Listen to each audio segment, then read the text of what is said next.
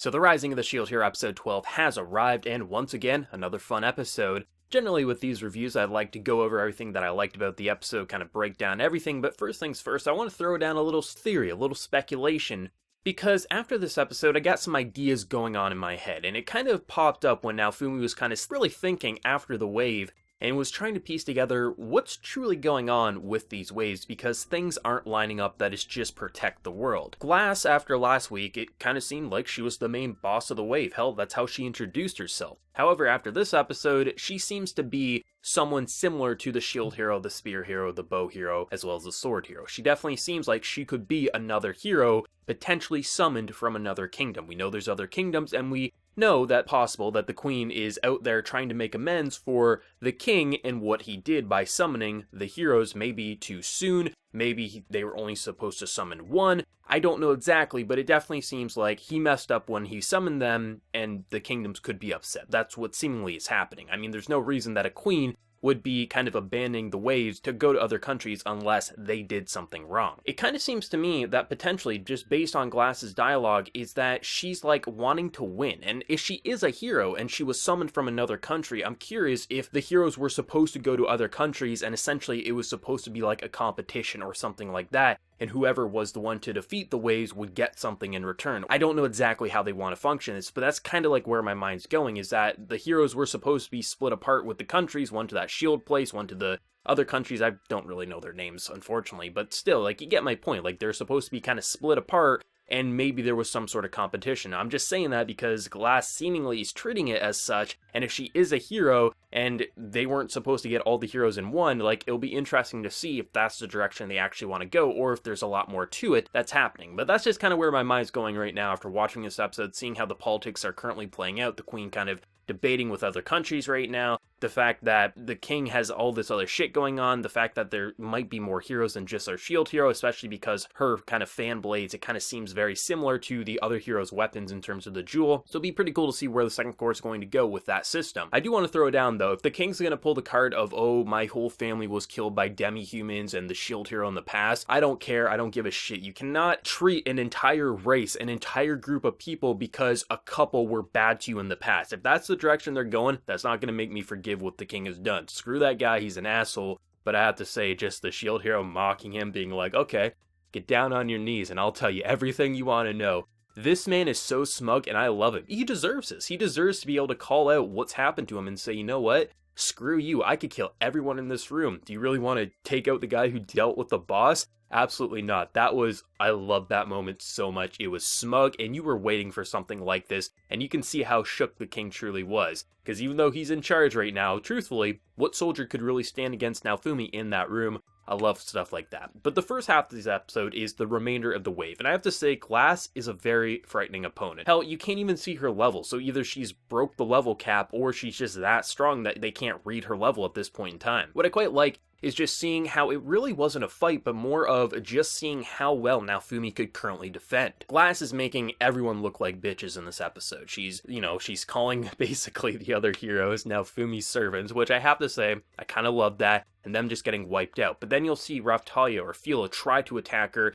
and they can't do shit. The only thing that's currently doing anything is the defense of Naofumi's shield, and even Iron Maiden, things like that, nothing is actually having an effect on Glass, which is pretty frightening because we saw how powerful some of his abilities were in last week's episode, and now seeing those same abilities are doing nothing except maybe blowing her hair in the other direction. It's pretty insane to see what exactly is going on, and I just think what this fight did was it really reinforces how strong Naofumi's defense is, because even though he couldn't do anything offensive against her and really couldn't damage her, he was actually able to hold his own against multiple attacks, even attacks that were head-on, which is pretty impressive because she definitely seems like she was like a nuclear bomb with some of her abilities, and it was kind of interesting just seeing how they were detailing it and how they kept trying new things, and how she just saw this as like the best opponent that she could fight and wanted to see the Rage shield these flames, and even when he started using it, it just wasn't enough. Like, now Fumi's going to have to level up, he's going to have to train hard and really unlock some new skills to be able to fight opponents such as her, because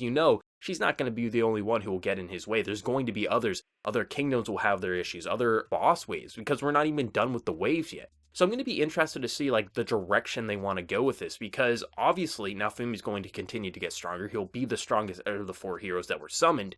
but still, he has a long way to go, and we're already being impressed by stuff like Iron Maiden with how that can attack boss ways, and that's not even good enough to go against other members, whatever she is. Like, this is going to be fun to see where he's going to go with his levels and just skills overall. And just having, like, it almost be one-sided where she's just like, you can't touch this, and then Naofumi after the battle's like, you can't touch this to the king. I kind of liked that theme in the episode because it was just fun. It was just fun seeing a different character with a different set of powers who was really a frightening opponent while not being frightening all at the same time, because her persona, it kind of felt like she wasn't taking it all too seriously. So on one hand, you're like, she could easily kill everyone, but on the other hand, you're like, it doesn't feel like she wants to. So that's an interesting balance that we haven't really seen up till now. Typically, it's like, oh shit, this person's powerful, someone's gonna die, and then maybe get out just by the nick of time sort of a thing. But the fight was fun. I think in terms of what we saw last week, like, that was the most exciting content in it for sure. But in terms of what this fight brought, in terms of like just ending it, I thought it did what it needed to. It really reinforced what's happened with Naofumi in terms of growth with his powers and just how well his party has really evolved. But when you go up against someone who's as strong as someone like Glass, like, obviously you're not ready for that. You need to get the hell out of there. So I like just seeing all of his defenses, even some of his attacks, and just seeing what it can do to someone who's this strong and what he needs to do to grow, while also giving him a new antagonist along the lines who's more than just a shitty king trying to make his life horrible. In terms of like the second half, this was where like my kind of theories were starting to speculate here, which I could be completely wrong with, but it's seeming like things aren't right with this kingdom. We're seeing that Melty is like talking to her father saying like, you can't attack the shield here, you gotta stop.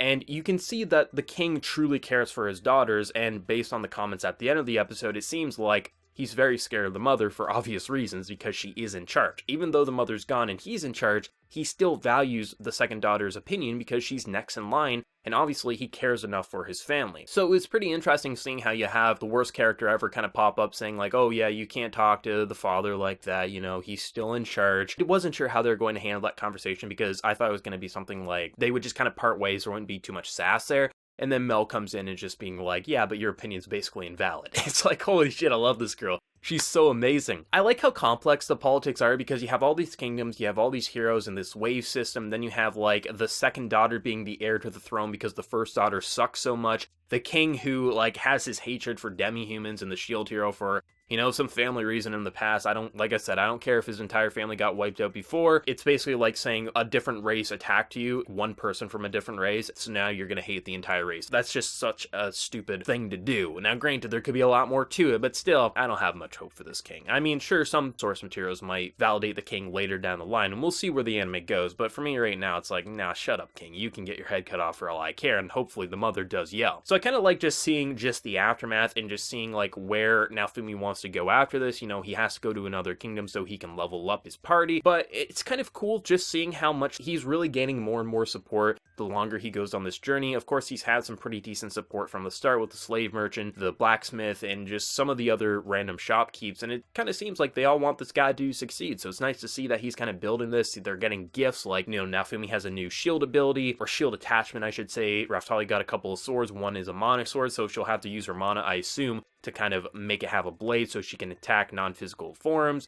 She got another sword, and then if Philo ever gets a little too tired, Naofumi, I guess, can put on a glove and carry the carriage himself, which I think would be a very funny scene to see. But the scene at the end, I thought, was probably the best part of this entire episode, which I thought this episode as a whole was very good. But what I like is how you have this girl who doesn't really understand what exactly has really gone through the Shield Hero. The Shield Hero's had a false rape allegation against him. He's been tormented from day one, and I don't think she's really seen all of that firsthand, so she's kind of looking at her father, as well as the Shield Hero, as just being two stubborn people who just won't make amends. Now, Fumi has every right to not go back and apologize because look at what's happened to him from day one, episode 1 onwards. However, she doesn't see everything that's truly happened. At least that's what I'm assuming. So it makes sense why she's talking like this, and it makes sense why Naofumi doesn't want to. But the scene at the end where it seemed, like, because they were foreshadowing it, that there was someone who was out to get Mel. And I don't think it's the king. I think some people are going to try to say that. But I think after this episode, he loves that daughter. If anyone, it will be the first daughter mine. Mine would be the one who would try to send out a hit person, because then she would be first in line because there would be no longer another daughter. It wasn't the king, 100%. If there's one thing that this episode shows me is that the king loves his family, 100%. Maybe not his wife, I don't know, I'll have to wait and see till I see their interactions, but in terms of his daughters, he loves both of them. So if anyone, it would have to be mine or another party, like another kingdom or something like that, but I think it would have to be mine, especially because of how much her younger sister makes her look just so weak. So someone trying to kill the second princess, I think, will be very interesting, especially because if the king sees that he's the reason that his daughter's still alive, it'll be interesting if he tries to apologize, if he actually apologizes. And if he does something like that, like, I don't know if he will or not, but still, if he did something like that, it would at least be a step in the right direction and take the series in a new and unique setup here. Or maybe he'll be able to actually just level up in his own kingdom or something like that. It'll be pretty cool to see where they want to go with this. But in terms of having a nice set of action, some setup, some regrouping, to then just the big cliffhanger to lead us off into episode 13, this episode had a little bit of everything. And I think Naofumi's rage, especially when the king was trying to threaten him, being like, oh, I'll go after your party if I can't go after you. This is why I watch in the Japanese audio. That voice acting, that pure raw emotion, not an actor in a recording booth kind of making a fake anime voice, someone who's truly pissed and full of rage was like, you try it and I will kill you. Like, that is the amount of emotion that was able to be conveyed from Naofumi. And his actor is killing it. I think he's getting better as time goes on, and I really think this was the perfect casting choice. I think Naofumi is easily the best part of the show just because of the voice acting quality in the Japanese dub. The OST I thought was actually really interesting. There was some pretty unique music, and if I'm not mistaken, the entire soundtrack was released today. So it was just cool to see how the music was playing around with new styles while they're on the ship and just over the course of the episode. The scenery, as soon as you kick off the episode, you have one of the most beautiful shots of the ship I think I've seen in this show to date. This episode just had a little bit of everything that I think that makes Rising of the Shield Hero so good. Good action, good politics, good setup, good drama, and even a little bit of comedy too. Like, this is what makes the Rising of the Shield Hero so good, and I can't wait to see where the second core is going to go. New openings, new endings, and where the OST will continue to evolve. Everyone let me know what your thoughts on the Rising of the Shield Hero episode 12 are down in that comment section below. Did you love, do you hate, your favorite moment? Where do you think episode 13 is going to go next week? Let me know. And be sure to like the video if you did enjoy, and also hit that subscribe button if you're new around here. So until next time, everyone, please take care and have a good one.